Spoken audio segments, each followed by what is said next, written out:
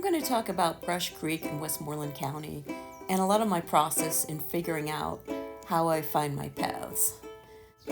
We're talking about the Zebra Swallowtail, which disappeared from the Pittsburgh area about 100 years ago, and how it can be restored. And that involves restoring paths, actually. How do I find my paths? Good effing question. West Sylvania would have been our 14th state, but wasn't. I like this map because it kind of shows the extirpation zone, a little bit of it. I mean, I'm talking about around Pittsburgh. I'm not going to get into details here, but it kind of emphasizes the rivers, which are important because of the pawpaws, and the pawpaws are necessary for the zebras, the zebra swallowtails. But anyway, let me just show you where the zebra swallowtail is currently documented in our area and some of the surrounding spots. So here we go, mostly via iNaturalist, but some Facebook and some other stuff. And then I'm going to show you where the zebra swallowtail has been documented, and that includes Buffalo, Buffalo, Erie, Pittsburgh, and some other places, Tionesta, and then where I believe it used to exist. I really think that it went all the way up the Allegheny River and so on. I can't prove it, but it is what it is. It's what I think. And okay, let's go to Westmoreland County now. In particular, what I'm looking at is a tributary of the Monongahela, which is Turtle Creek, and a tributary of that, which is Brush Creek.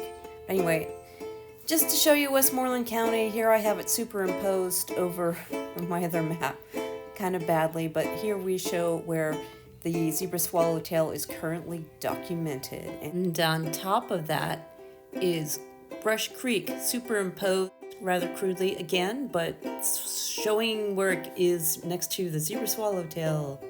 This is not a zebra swallowtail, it is a tiger swallowtail. And but it's a cousin. It still exists here. And here we have a waterway, Lowry's Run, which goes into the Ohio. I kind of threw this in just to emphasize that butterflies often use waterways as highways to get from one place to the other.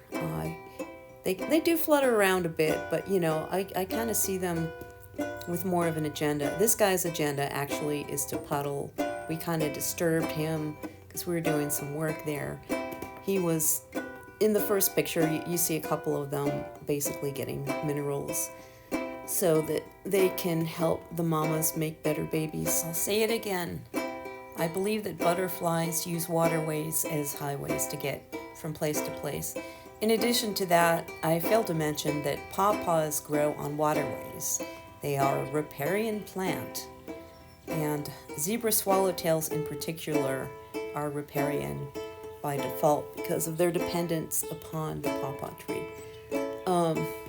Tiger swallowtails are more generalists and more adaptable, which is why we still see them here. We're going back to the map and zooming in, and now we are going to have the random zebra swallowtail here. Remember what a zebra swallowtail looks like? It's black and white, like a zebra. All right, now we're going to zoom in on Bush Creek, and I kind of cut up my process. What I like to do is look at the satellite thing and follow things along here. We're in rural areas, and hopefully this won't be too long. I'm still figuring out how to piece this together. And we're just kind of following it along to see what looks like it might actually have pawpaws growing and what might not, what areas could be publicly accessible and which ones are not. We're going to look for some other features. Baseball fields often are a good place where you can go in and look at the creek. Sometimes they're fenced off, not always. And we're just kind of following along, and I'm cutting a bit. Now here's another ball field, so many ball fields. And oh yeah, there's a covered bridge. That's kind of neat. I'd like to check out that spot. Definitely can look at it a little bit better there. And we'll keep going following along. It's looking a little funny. Oh, wait, there's a fork.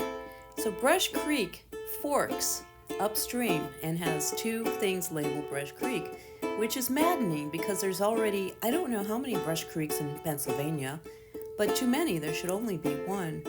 And there's like, I don't know how many there are in western Pennsylvania. I haven't even looked at eastern or central Pennsylvania, but there's more than one Brush Creek in western Pennsylvania. And there's a pawpaw to montage to the next thing. I'm skipping ahead a little bit.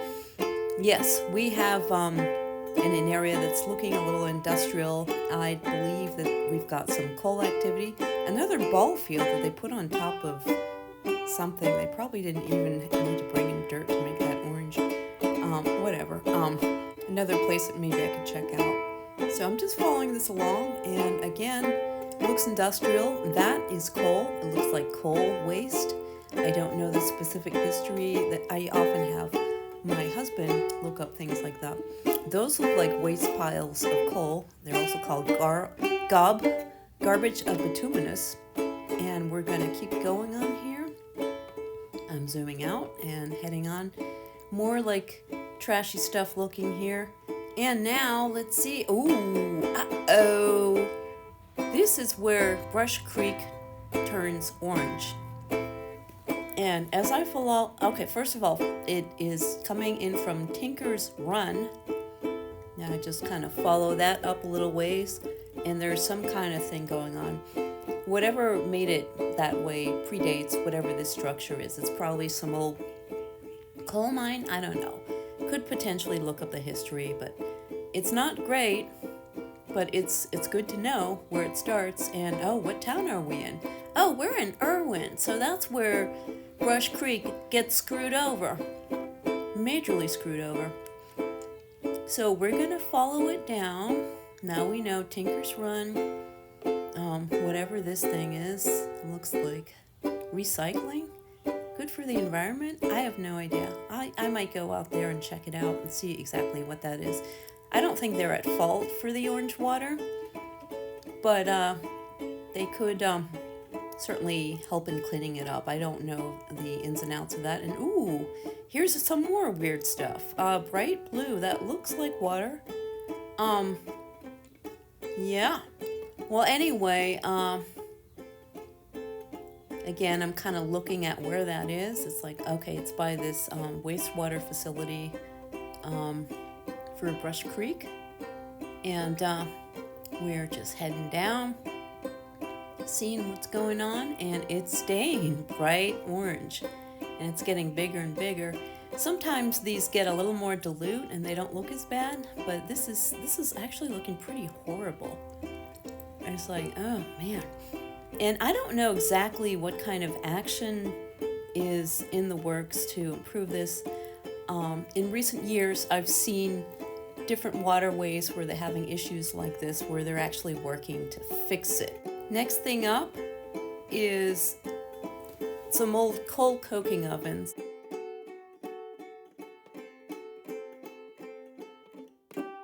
From that railroad track to where it goes under it again is a spot where there's a bunch of coal coking ovens. I think they were Fricks. Allegedly, there were some pawpaws there, but I couldn't locate them the last time I was there.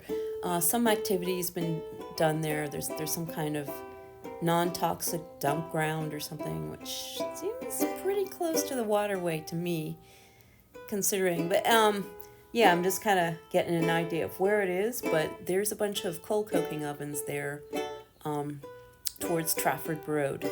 I don't know if you can see. Yeah, you can see that if you pay attention. Maybe you have to back up. But the water's staying bright orange, and there's only one time that I went by there that it wasn't bright orange, and that was after a heavy rain.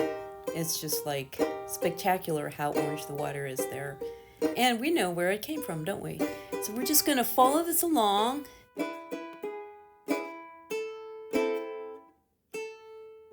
Speed this up a little bit so that it doesn't go on too long.